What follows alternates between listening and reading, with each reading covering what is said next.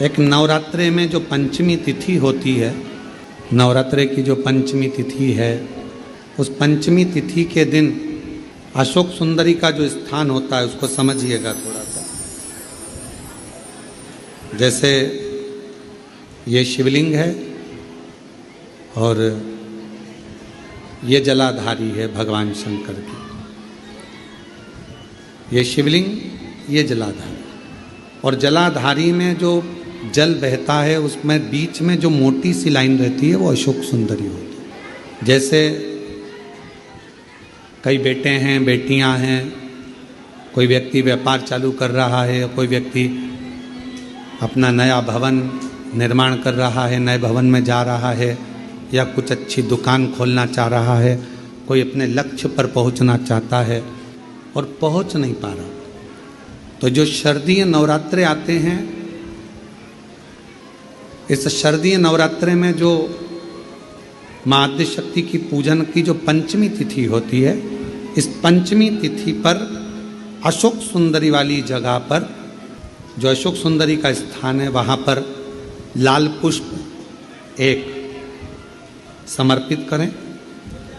जो जलाधारी है, माँ पार्वती, जगत जननी, जगदम्बा, अम्बा, भवानी, मैया दुर्गा का हस्त कमल, इस पर 7 जगह पर कहीं पर भी लाल चंदन की बिंदी 7 स्थान पर कहीं पर भी रखी, और 1 लोटा जल शिव जी को पंचमी के दिन, नवरात्रि की, शारदीय नवरात्रि की पंचमी के दिन कामना करते हुए उत्तर की ओर मुख कर कर, अर्थात यहाँ बैठते हुए शिव जी पर जल चढ़ाना प्रारंभ करें और अपने मन की कामना कहकर बाबा के पास में जो लाल पुष्प समर्पित करा है, उस पुष्प को अशोक सुंदरी वाली जगह से वापिस लेकर आ जाए। जिस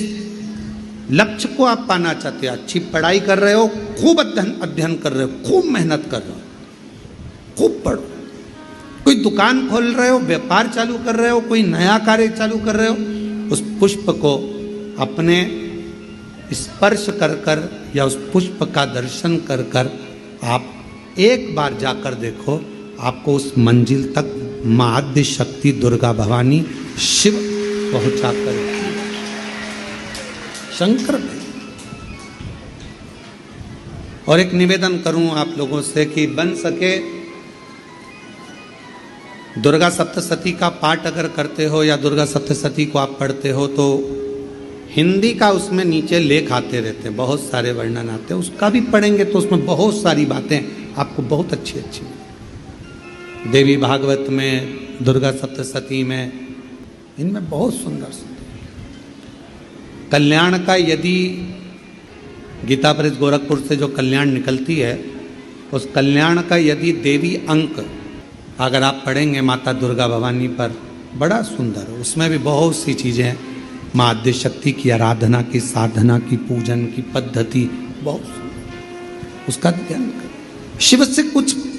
अगर भगवान शंकर की हम आराधना कर रहे हैं, भगवान शंकर से अगर हम कुछ पाना चाह रहे हैं, तो भगवान शिव की सबसे पहले उससे साधना करो, शिव को पहले अपना बनाओ।